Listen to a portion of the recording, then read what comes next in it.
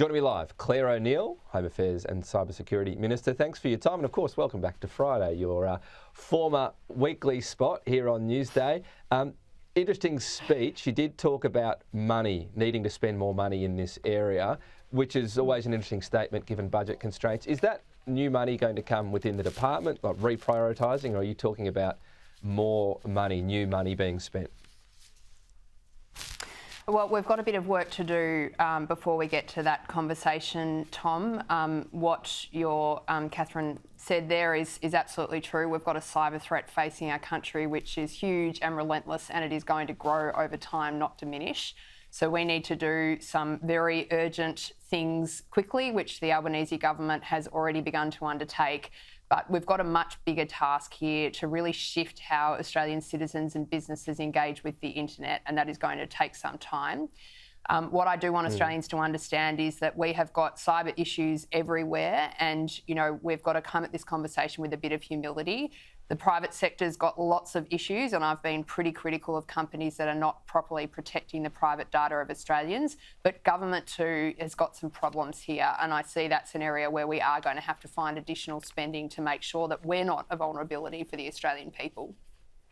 You mentioned there you being critical. I've been really curious as to one pretty simple question on Medibank, because this was a question put to Medibank just after it happened, and I've seen several different answers. Was the data taken from Medibank encrypted and encrypted properly? Tom, it's not helpful for me to get into the detail about the technical difficulties associated with those attacks, and I'll leave that to Medibank to answer questions about it. But what I would just say generally is that for most cyber attacks that are undertaken where large volumes of data are taken away, they don't actually tend to be very sophisticated technical operations. And one of the things that we need to work on in partnership with the private sector is lifting our expectations across the board on how well protected data will be. We live in an age where many organisations hold the most sensitive personal data about you and your family and me and mine. I've been caught up in Optus, our family's been caught up in the Medibank hack as well. We've got a problem here as a nation, and we do need to work with companies to make sure that they are respecting their critical role in protecting the privacy of Australians. Okay, well, I mean, if detail's an issue on sort of security and so on, could you at least say, broadly speaking, if Medibank were taking proper precautions, would this not have happened? Well, I think that what's occurred, speaks for itself, Tom. We've got two very large, profitable Australian companies here that held on to very sensitive data of Australians, and in both instances, it was taken and used against our citizens. So I just say the facts speak for themselves, and I think that Medibank have been quite straightforward in how they've dealt with the fact that they weren't properly protecting people's data, and they are trying to do things better. But I'll let the company defend themselves. My job is to defend the Australian citizens. And to do that, I need to make sure that companies are doing a lot more to protect the precious data that they hold about Australians. What about the paying of ransom? Some experts say that should be perhaps in some way limited or made illegal. What's your view on that? Well, my view is that when Australian companies pay ransoms, we are essentially feeding this terrible business model, which is creating enormous problems for every country around the world. And one of the ways that we do need to look at is whether we want to restrict the ability of companies to pay ransoms.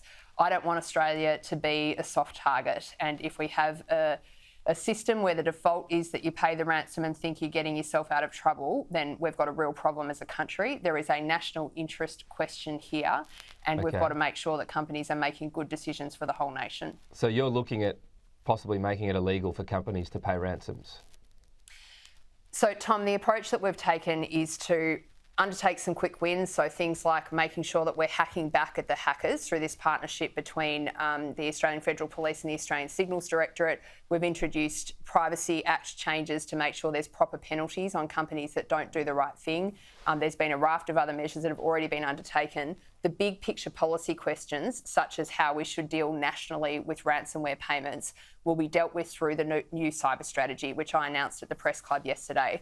So what we have done is get literally the brightest minds in cybersecurity from around the world who are really engaged with our big ambitions for cyber here to sit together and answer some critical questions for our country. And one of those will be, what should our national posture look like in regard to ransomware?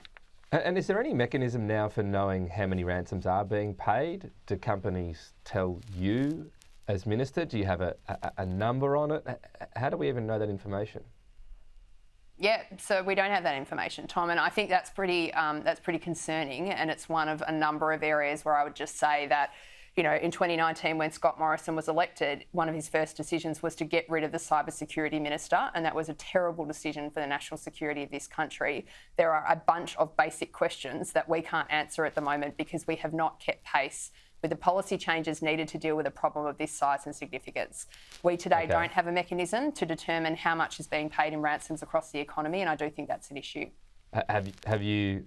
What are you doing about that? I mean, I understand you're going to look at ransoms, and that gets a bit complicated. But surely you should be compelling companies. Have you asked them? Have you done a survey? What have you done to try to ascertain that information? So we would need to make a change to the law to require companies to report to the Australian Cybersecurity Centre, which is an agency within government that deals with questions such as this. And that would require us to, amend an Act of Parliament, and we will consider that. It's just going to be looked at in the context of the cybersecurity strategy. So the policy work that is required here is absolutely enormous, and the cyber strategy is the vehicle through which we will solve some of those difficult, thorny problems, which frankly have arguments on both sides. The important thing for Australians to understand is that we've done a lot in a very short space of time to address this urgent national problem, and there will be much more reform to come in the coming year. Yeah, so as I said, I get that gets a bit complicated on ransoms, but is there anything on the counter argument to at least the government having knowledge of ransoms paid? Isn't that just a straightforward one you could do anyway?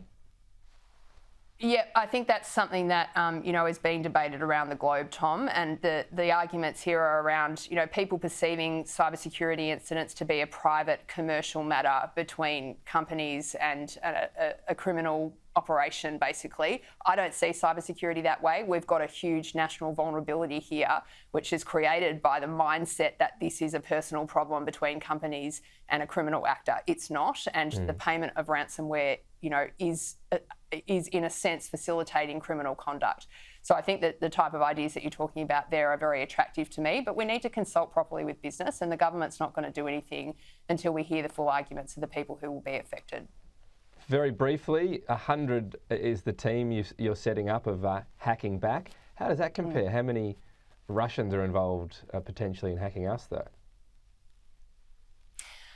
Well, I mean, I don't have a complete number for you, Tom, but it's certainly 100 more than we're doing the job before here in Australia. So this is a really important part of the arsenal here. And for the first time in Australian history, our government's going to be standing up and punching back against the hackers who are attacking our citizens. It will be a 100-person standing operation that permanently hunts down criminals around the world and debilitates them before they can hurt Australians. And I think it's a really good thing for the country. All right, Minister, thanks for your time. Good to have you back on the program.